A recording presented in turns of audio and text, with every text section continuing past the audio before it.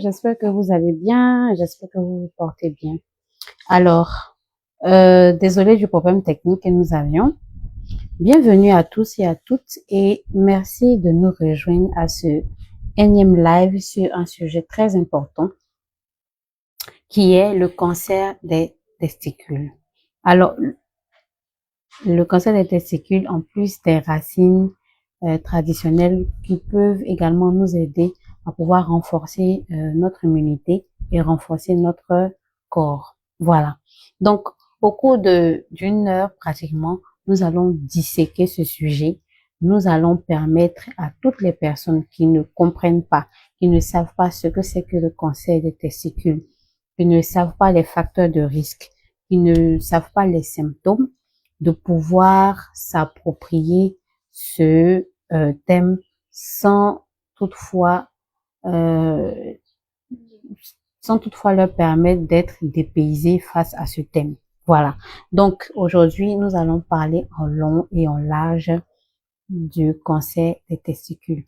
Alors je vous prie sans attendre de pouvoir vous installer confortablement et surtout de liker, de partager et de vous abonner sur nos différentes plateformes. En effet, nous sommes Racines et Traditions. Nous apportons des solutions bio, voilà, à toutes les personnes qui souhaitent un traitement ou un accompagnement dans différentes maladies qu'ils ont.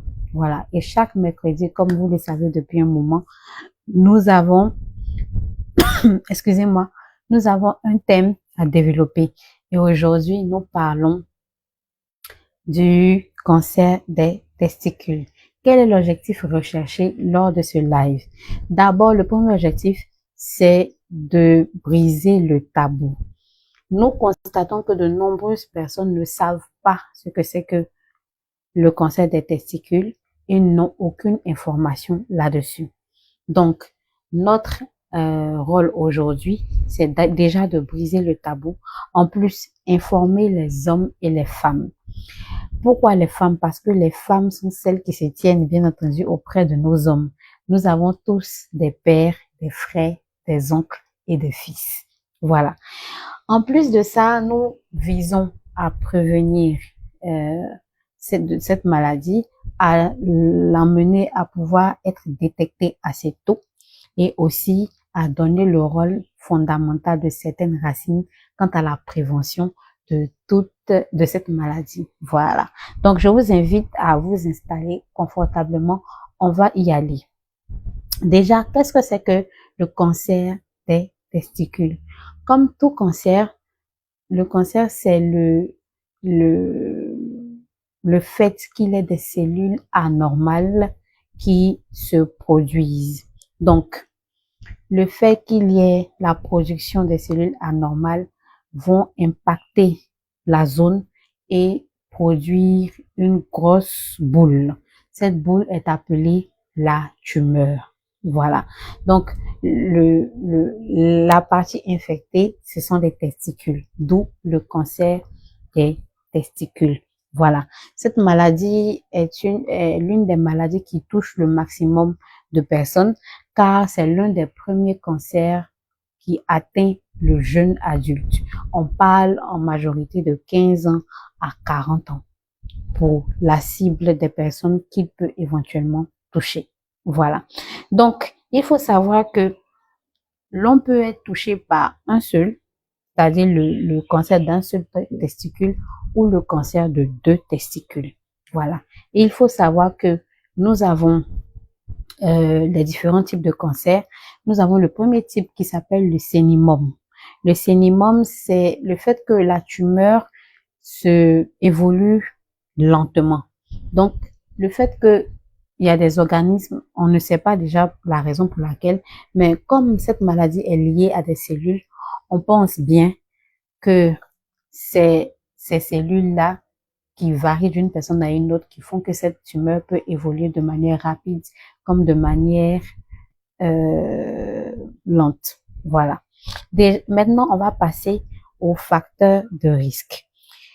Les médecins ne savent pas la raison exacte, voilà.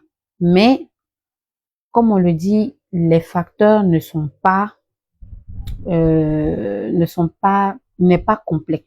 Voilà.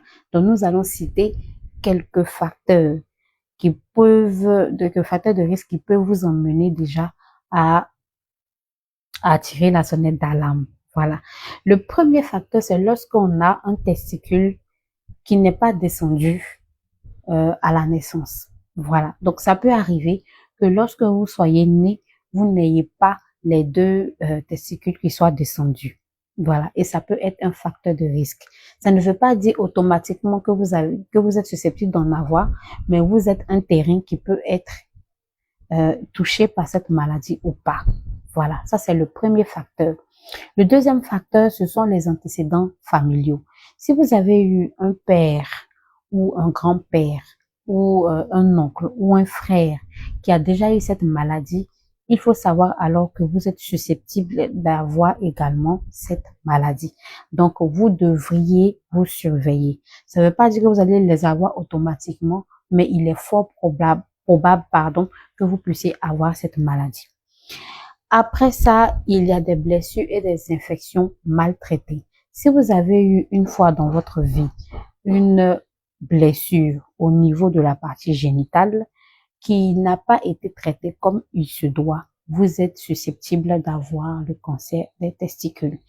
Aussi, il faudrait savoir que les infections que nous avons, lorsqu'elles sont mal traitées, peuvent être des causes de cancer de testicules à la longue. Donc, il faudrait faire très attention et il faudrait prendre vos traitements de manière directe et convenable, comme il le faut. Voilà. L'autre facteur de risque, ce sont les problèmes hormonaux liés aux déséquilibres hormonaux. Oui, effectivement, tout homme avec grand H est susceptible d'avoir des déséquilibres hormonaux. Le déséquilibre hormonal ne touche pas seulement que les femmes. Voilà, c'est un préjugé de penser que c'est seulement les femmes qui ont des déséquilibres hormonaux. Il arrive aussi que des hommes soient déséquilibrés de manière hormonale.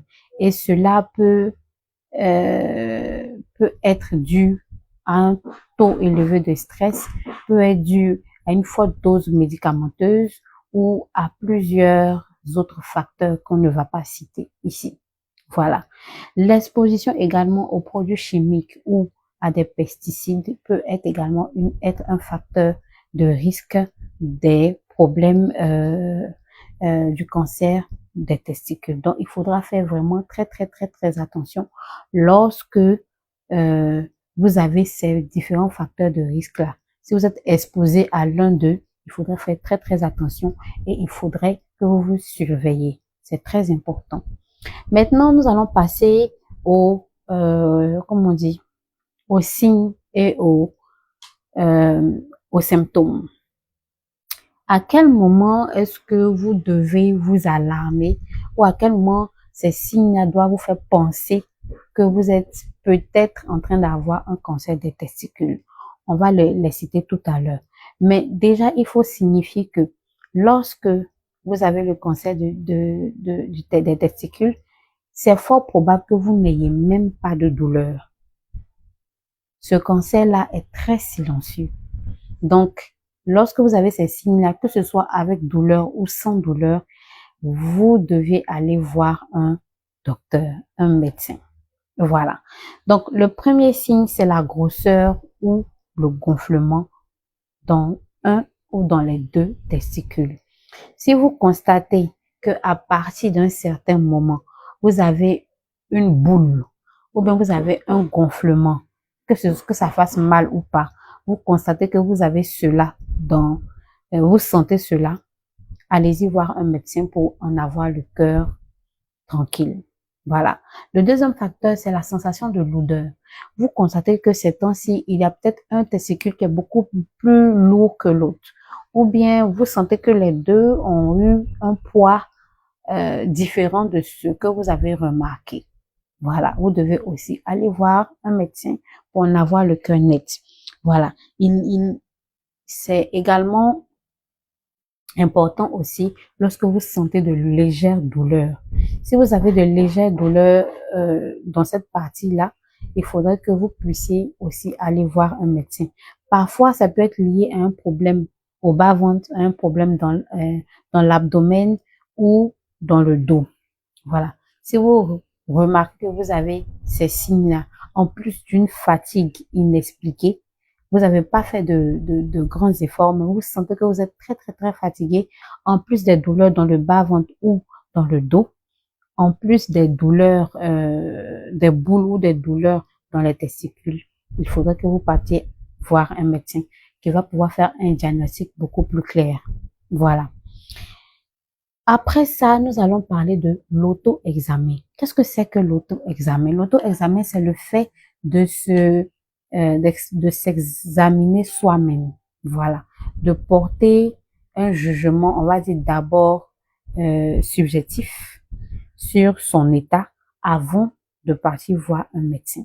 Donc, c'est un peu comme un autodépistage que vous faites. Et comment cela se fait? C'est généralement conseillé de pouvoir le faire au moins une fois par mois.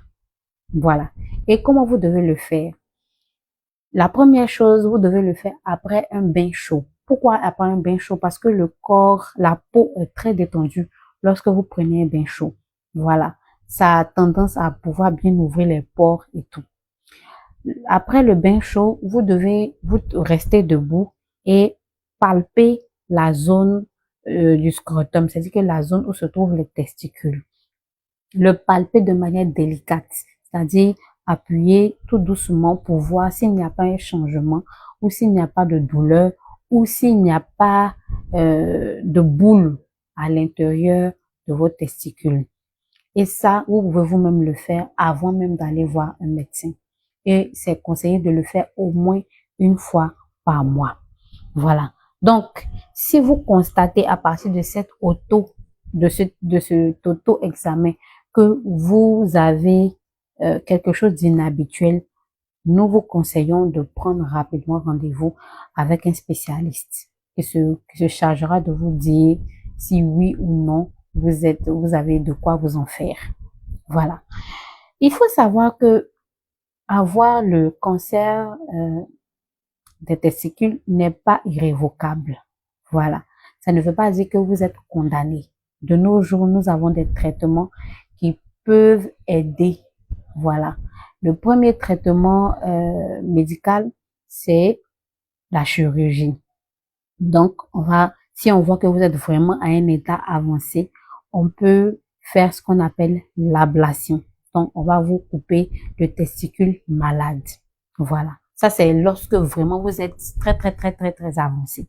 Lorsque vous n'êtes pas dans un état avancé, on peut faire ce qu'on appelle la chimiothérapie ou la radiothérapie. Voilà, c'est pour de pouvoir extirper les cellules malades à travers une sorte de traitement autre que l'opération. Donc, lorsque vous êtes dans ce cas-là, on peut vous donner des médicaments, on peut vous donner d'autres traitements autres que chirurgical pour pouvoir vous aider à pouvoir vous sentir mieux et pouvoir ôter tout ce qui peut permettre la production anormale de vos cellules. Voilà. Donc, maintenant, on va passer aux différentes racines qu'on peut vous donner, que vous pouvez déjà utiliser pour la prévention du cancer des testicules. Ces racines-là ont pour but déjà de réduire l'inflammation, ensuite de renforcer l'immunité, ensuite de vous détoxifier, pardon, et après de pouvoir améliorer votre fertilité. Parce que qui parle de testicules parle également de fertilité. Voilà. Donc, la première racine, c'est le curcuma. Pourquoi est-ce que nous conseillons le curcuma pour le traitement ou pour la prévention du cancer des testicules? Le curcuma est riche en ce qu'on appelle la curcumine. La curcumine est une substance qui permet de ralentir l'inflammation. Voilà. Et de pouvoir même protéger les cellules d'une quelconque agression. Donc, lorsque vous allez consommer régulièrement le curcuma, ça va permettre à la production des cellules plutôt anormales elle va permettre de pouvoir réguler cette production-là. Si, bien entendu, il y avait quelque chose qui est en train de se faire. Donc, ça ne, comme je dis, ça ne va pas éliminer. Si vous êtes déjà malade, ça ne va pas éliminer, mais ça va pouvoir freiner tout ce qui est inflammation. Donc, ce sera très, très, très bon pour vous. En plus de ça, nous avons le ginseng. Nous avons le ginseng africain et nous avons le ginseng asiatique. Voilà. Et le ginseng asiatique, bon, enfin, le ginseng tout court est réputé pour améliorer la vitalité, pour pouvoir vous donner de l'énergie et pouvoir aider le système immunitaire. Donc, lorsque le système immunitaire est affaibli, il y a possibilité que les bactéries puissent entrer et pouvoir créer plein de désordres. Donc, quand vous allez consommer de manière régulière le ginseng, ça va permettre de pouvoir renforcer et booster votre système immunitaire en plus de la vitalité que vous allez avoir.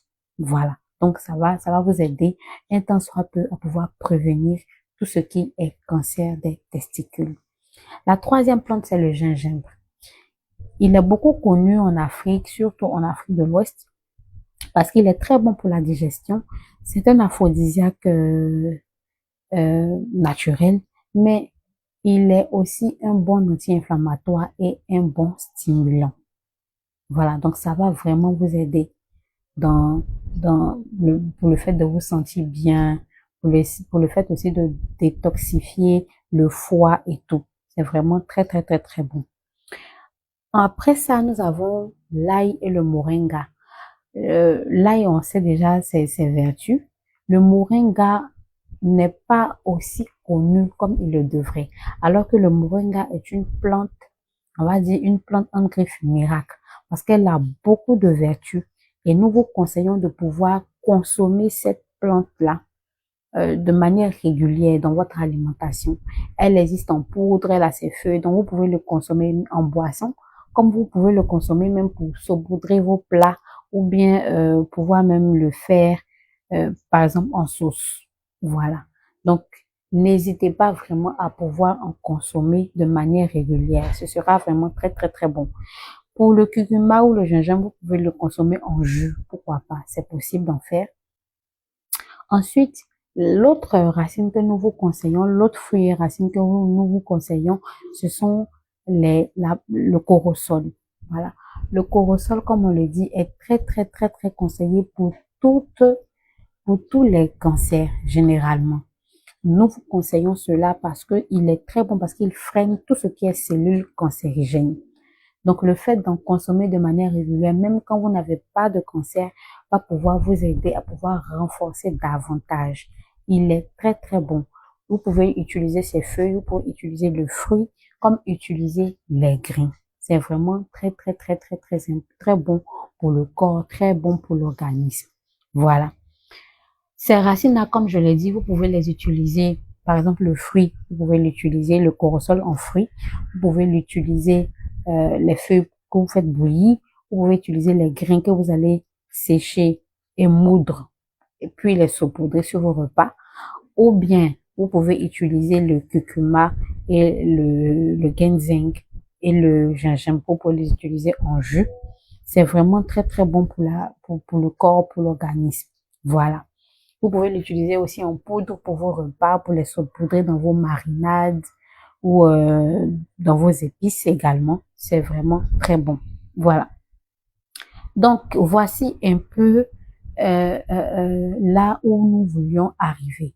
Pourquoi est-ce que nous décidons d'en parler? Parce que nous voulons tirer la sonnette d'alarme.